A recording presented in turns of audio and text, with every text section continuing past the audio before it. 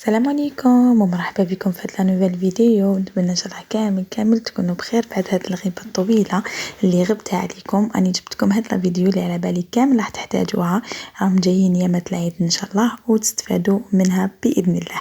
تبعوني البنات مليح واش راح نشرح لكم في هذا الدرس تاع نهار اليوم. كما راكم تشوفوا هنايا هذه لاكليونت تاعنا شعرها بعد ما درنا لها السحب، وكنت حطيت فيديو تاع السحب، يعني السحب عادي نديرو مثلا 100 غرام تاع البودغ بلوندور، نديرو 200 غرام تاع الأوكسيدون، نخلطوهم مليح مليح ونستعملوهم في السحب. نخلو واحد 1 سنتيم بين فروة الرأس والشعرة باش ما نحرقوش الشعرة نتاع الزبونة. هنايا كيفاش خرج لي السحب البنات؟ شوفوا عندي 3 الوان متدرجه باسكو لا كليونت تاعي كان شعرها ديجا فيه الالوان، ما كانش اللون طبيعي تاعها. راهو عندي هنايا السحب 8 9 وحتى لدرجه 10 من تحت كامل. كما راكم تشوفوا هنايا انا واش راح ندير لها، راح ندير لها غنساج ونوحد لها اللون. تبعوا هذا الفيديو راح تستفادوا منه بزاف بزاف، يعني يخرج لها لا كولور تاعو بزاف بزاف بزاف شابه. النصائح البنات لازم تستعملوا لوكسيدو رقم 30، ولا شفتوا الشعره يعني تعبانه تستعملوا رقم 20 لسحب اللون من الشعر وتخلوه مده 45 دقيقه. هذه هي البنات. هنا عندنا هاد المصححات 56 38 و 60. 56 هو المحايد، 38 المصحح الازرق، و 60 المصحح الاخضر من لوريال. انا واش راح نستعمل هنا باش ندير الغنساج للزبونه؟ عندنا بيان سور شامبو، عندنا البول، عندنا البانسو، وعندنا كاس اللي نكيلو به. وما تنساوش الليغون اللي ديروا في يديكم باش ما تحرقوش يعني يديكم كي تكونوا تخدموا للزبونه تاعكم في شعرها.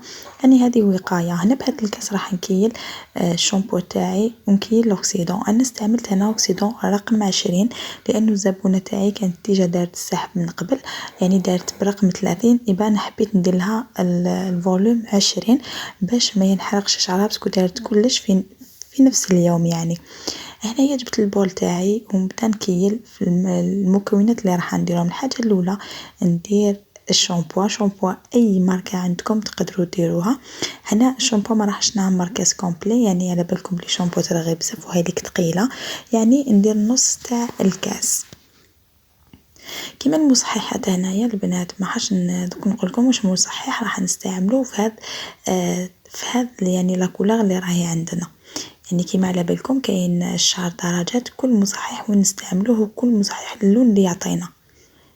احنا اليوم يعني نحوسوا على اللون الاشقر. راح نديروا المصحح اللي راح نوريه لكم دوكا.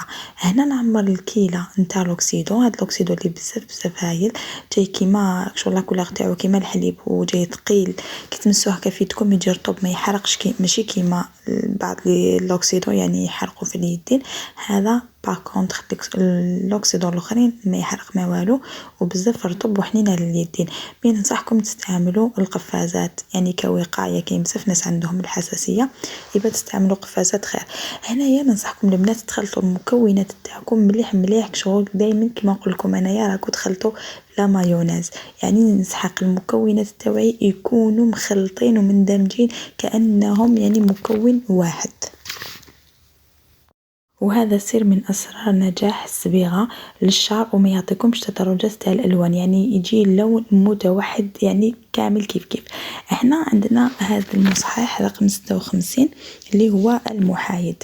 كما راكم تشوفوا هنا المحايد يعني هذاك اللي مكتوب دوبل زيرو، دوكا لوغيات بدلوا لها كامل الارقام وزادوا لنا فيها ارقام هي المصححات. هذا المحايد بما انه احنا راح نحتاجوا اللون الاصفر ولا البلاتيني، راح نديروا نقطه صغيره من المحايد، مصحح محايد يعني راح يقوي لنا اللون تاع الشعر تاعنا. شوفوا شحال درت انا البنات، ماشي حاجه كبيره، ليسونسيال هذا ما يضرش، ماشي كيما الالوان ولا المصححات الغامقه كيما البنفسجي ولا الازرق. دوك هنايا بقى لنا البنفسجي وبقى لنا الازرق. عفوا البنات رقم 60 المصحح الاخضر ماشي البنفسجي، ما حاش نستعمل المصحح الاخضر، مي راح نستعمل المصحح الازرق اللي ينحي لنا الاورانج. المصحح الازرق دائما ينحي لنا الالوان المزعجه، يعني مثل الأصفر البرتقالي، الأورانج، يعني الألوان المزعجة، ولا الأصفر اللون البنان. راح ينحينا كامل هذوك الألوان المزعجة اللي ما تعجبناش في لي كولور تاعنا. هنايا شوفوا شحال درت من اللون المصحح الازرق، درت نقطه صغيره ماشي كيما المحايد راح يمدنا يزيد يقولنا الاصفرار، يعني نورمال كي ديري شويه زياده ما راحش ياثر. يبقى الازرق راح يعني يغمق لكم اللون، ماذا بكم ديروا غير حاجه قليله. وكما قلت لكم البنات خلطوا مليح مليح مليح الصبيغه تاعكم، تقدروا حتى تميكسوها بالبغا عادي. يعني هنا راهي خفيفه، تقدروا تميكسوها بالبغا باش تعطيكم نتيجه هايله ونتيجه مضمونه وفوريه في نفس الوقت. انا هاو الخليط تاعي البنات راح دوكا نديرو كامل على شعر الزبونة تاعي وهو مشمخ نسبة 70%، يعني نشفوه لها شوية، خلوه مشمخ واحد 70% هكذاك، ومن بعد نشفوه له عفوا 70%، خلوه مشمخ غير حاجة قليلة، وابليكيو هذه الخلطة. بيان سور كي تكونوا هكا وين البلاصة اللي تخدموا فيها، خلطوا لها مليح مليح بيديكم وخلوه مدة 10 دقائق، وغسلوا لها للزبونة تاعكم يكون اللون يعني هايل هايل هايل. الا كان حبيتو رايح في الرمادي بزاف تقدروا تزيدوا هنايا حاجه قليله من رقم 11، يعني واحد 2 نقطات رقم 11 مع اللون تقدروا تزيدوه.